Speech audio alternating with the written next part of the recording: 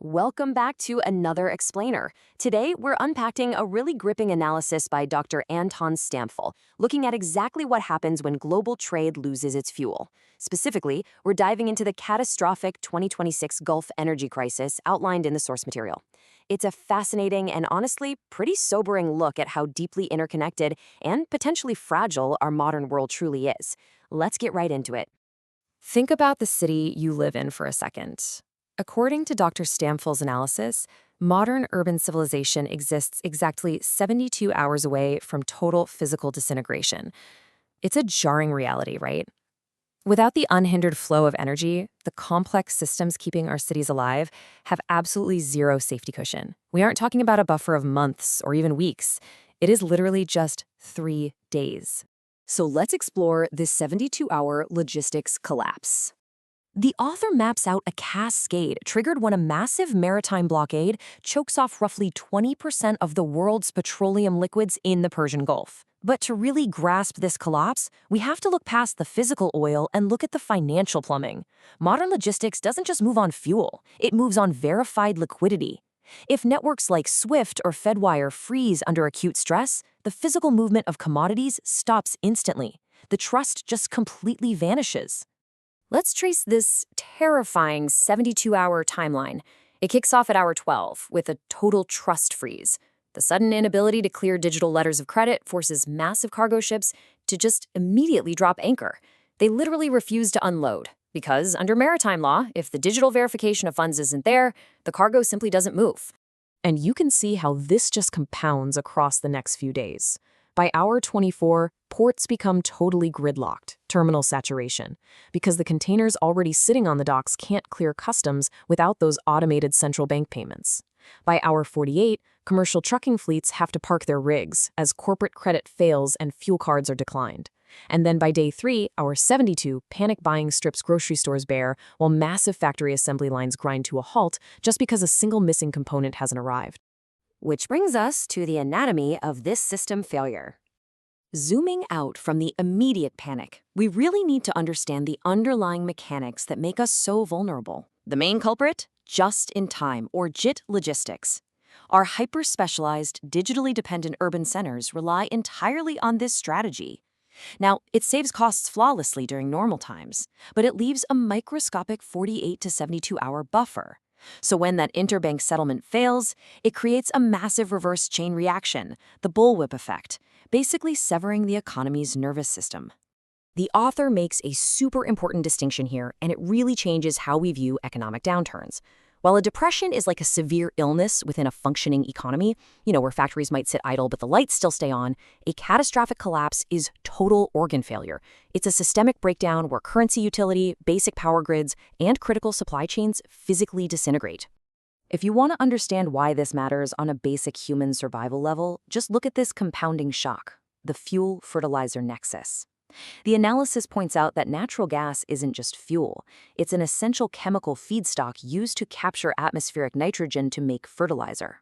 So, if you combine a massive spike in gas prices with maritime gridlock, suddenly farmers lack both the diesel to run their tractors and the fertilizer to grow high-yield crops.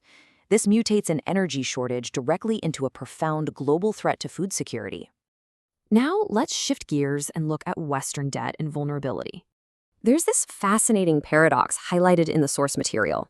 Why is the West so dangerously exposed to this, even when it produces massive amounts of its own oil?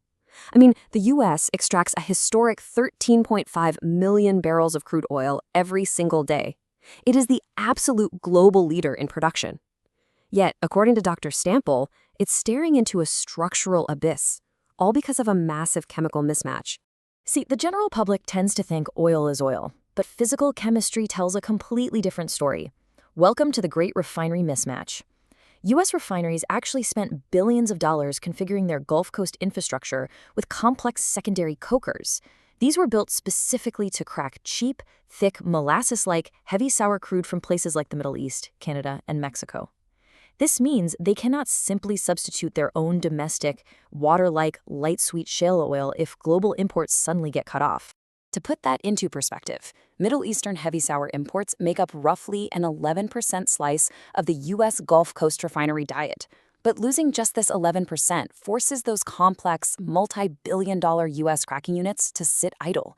Without that very specific heavy crude to mix in, refinery efficiency plummets, causing a severe and immediate drop in domestic diesel production. And here is where the financial architecture collides head-on with the physical world.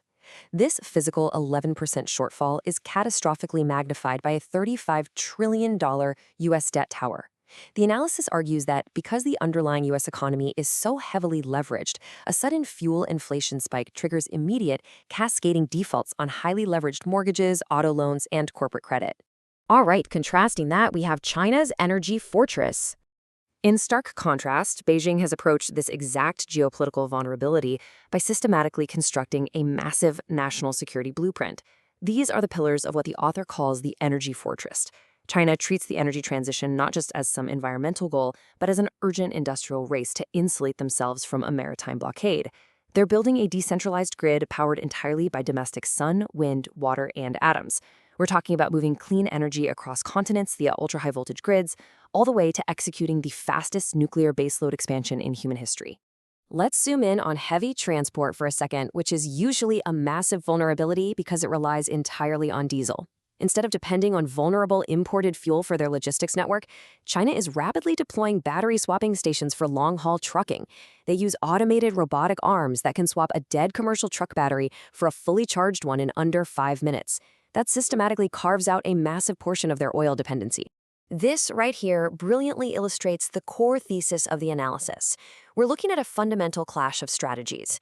You have the digital fiction of Western financial leverage, relying on heavy debt and super strict refinery dependencies, crashing head-on against the hard, physical reality of China's insulated, decentralized, and domestically powered infrastructure. As we wrap up this explainer, I want to leave you with this provocative quote directly from the source material. By building this energy fortress, China is doing way more than just keeping the lights on. They are rewriting the rules of leverage. So if energy leverage truly defines global power, what exactly happens to the world order when that leverage is permanently erased? Definitely something to think about. Thanks for joining me, and keep questioning how the systems around you really work.